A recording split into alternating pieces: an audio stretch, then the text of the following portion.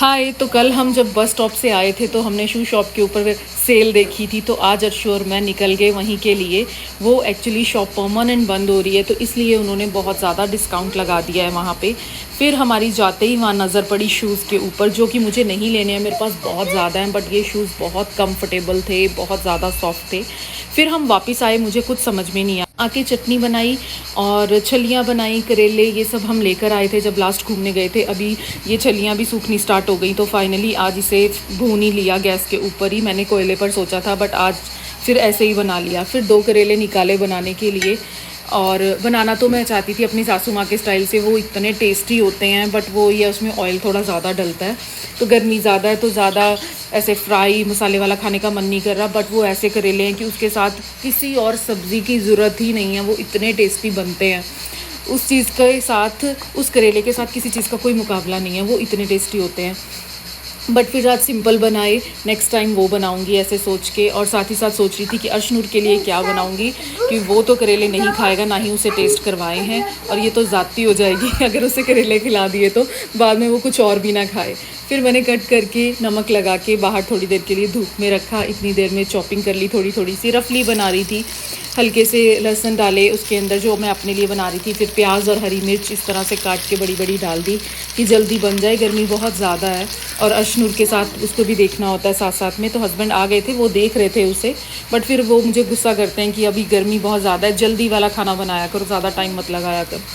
फिर सारे मसाले बेसिक जो थे वो ऐड किए और थोड़ा सा भून लिया। फिर छिलके जो हैं वो ऐड कर दिए इसके अंदर। बहुत टेस्टी बने थे ये करेले, बहुत अच्छे लगे रोटी के साथ खा के, बहुत ही मज़ा आया। और साथ साथ में दूसरी और हस्बैंड के लिए भी तड़का लगा दिया कि जल्दी बन जाए सब कुछ। और हमें क्योंकि शाम को जाना था उस शॉप के ऊपर दोबारा हस्बैंड के साथ, उन्होंने कहा था ठीक है मैं चलूँगा साथ में।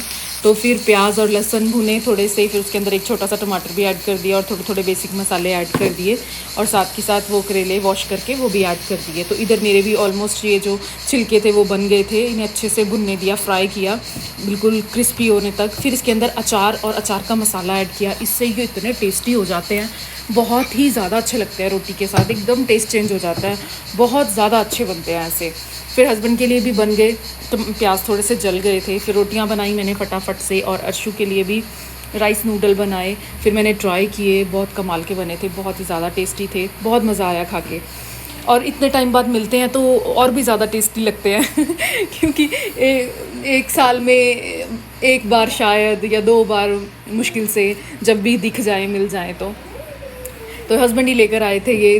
वो दूसरी मार्केट गए थे तो उन्होंने वहाँ देख लिए थे तो लाए थे। वो एशियन सामान ज़्यादा होता है वहाँ पे।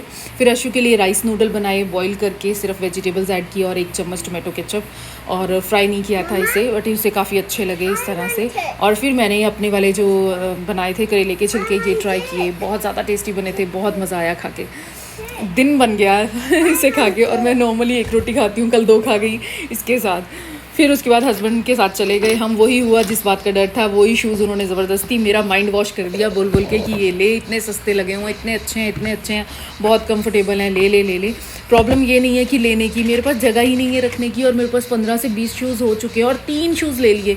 एक मैं ना नॉर्मल स्लीपर लेने गई थी, या सैंडल कुछ इस तरह से कि आगे फेस्टिवल है सूट के साथ डालने के लिए, बट लेकर क्या आई शूज़, 3 शूज़, और मेरे पास बिल्कुल भी स्पेस नहीं रखने के लिए। फिर उसे बाहर ऐसे ही छोड़ा, अर्शु को रेडी किया और मैं पार्क की ओर लेके चली, और उसकी ज़िद हो गई कि नहीं हम घर ढूंढने चलते हैं। तो वो मेरे साथ इस तरह से निकल गया, कहते कहते कि let's go to find house. अब उसे रोज़ का हो गया कि फाइंड हाउस करने चलते हैं और हस्बैंड ने मना किया, अब तुम नेक्स्ट टाइम से नहीं जाओगे, क्योंकि 5-6 किलोमीटर में चली गई पैदल अर्शु को लेके, इसीलिए उसकी साइकिल लेकर गई थी साथ में। ये देखो मून कितना प्यारा लग रहा है ये शाम को।